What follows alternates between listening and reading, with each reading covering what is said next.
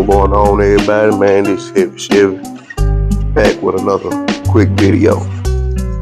So, yesterday, well, not yesterday, the day before yesterday, made a video saying that, hey, there's an official rebuild. Yes, I'm gonna stand by that unless the front office for the Dallas Cowboys do something completely different. Because the way things are going now,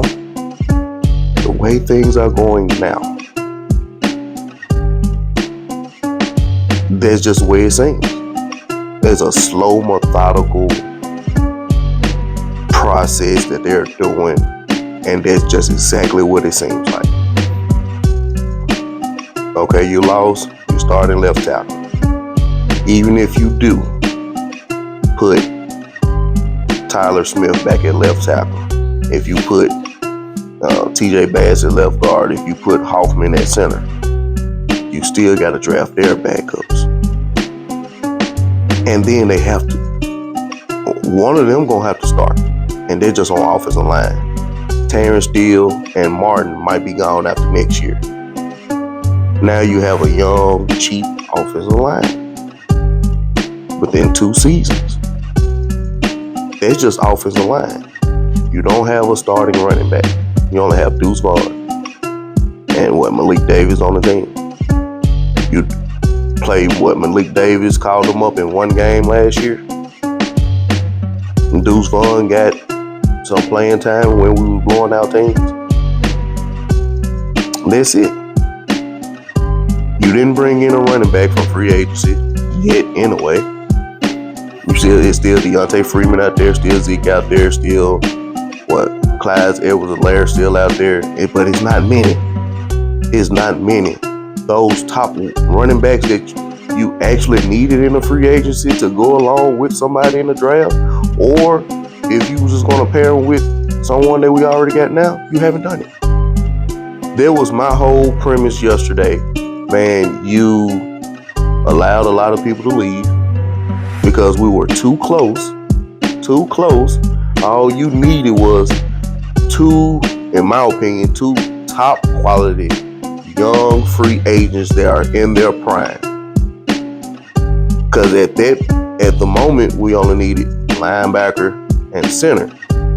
Now you need left tackle, center, running back, possibly 2 linebackers. Because you only signed Eric Kendricks to one-year deal. Why? And because McCarthy on a 1-year deal, Mike Zimmer on a 1-year deal, Zach, Steele, who else? Basically D-Law. You still got so many people that are on a 1-year deal. Yeah, you just phasing them out, but that phase out ain't it's like a rebuild because now you have to hit on this draft. Last year's draft did not work. I'm all for the team building, A+. Draft philosophy, A+. The Cowboys can do that. Yes, they can. But as far as going out and getting at least 2 top quality in their prime young free agents to add to the core pieces that you already have, that is what you don't do, and that what bothers me. So as like Big Game James says, hey man, I ain't drinking Kool-Aid no more. Till you show me, it has to be a balance. I'm all for the drafting philosophy and building a team. I'm all for that. Yes, but when your team, your core players are too close. We are too close. Then you just let a lot of people walk.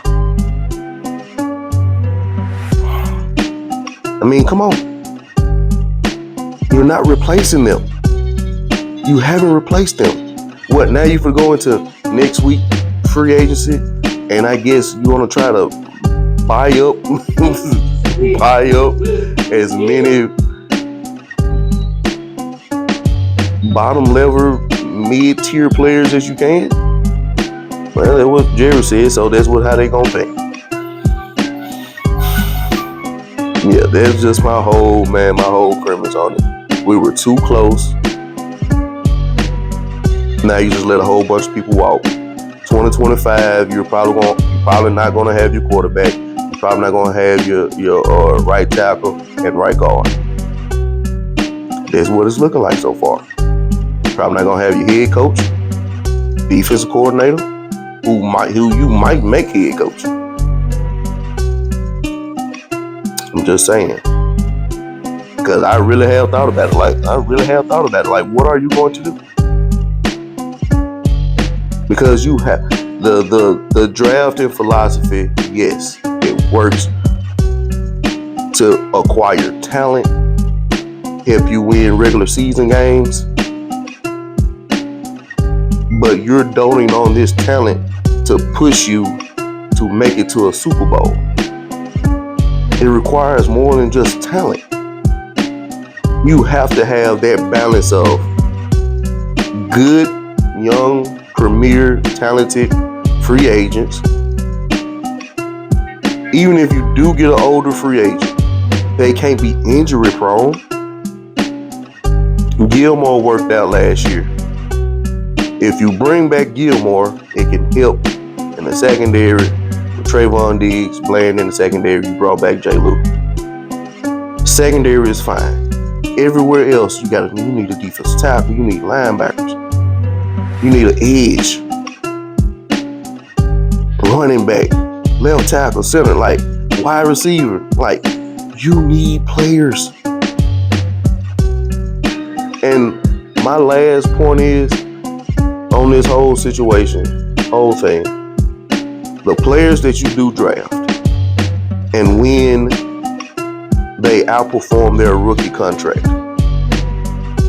don't get mad when you have to pay them. But don't get mad when you have to pay them. If you don't want to pay a player, just let them go. Just let them go.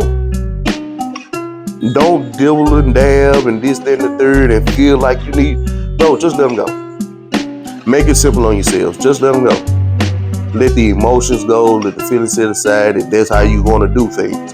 But if you know you have a good player like Micah and CD, you probably gonna franchise tag CD. You probably gonna franchise tag Micah next year. Man, go on, pay them folks. If you're gonna pay a player, pay them. Don't all this rigmarole of things is always popping up and this, that, and the third. Hey, let that go. If you're gonna do business, conduct business. If not, don't talk about it all the time. Unless they're your quote unquote, your guys, or a player that don't push back.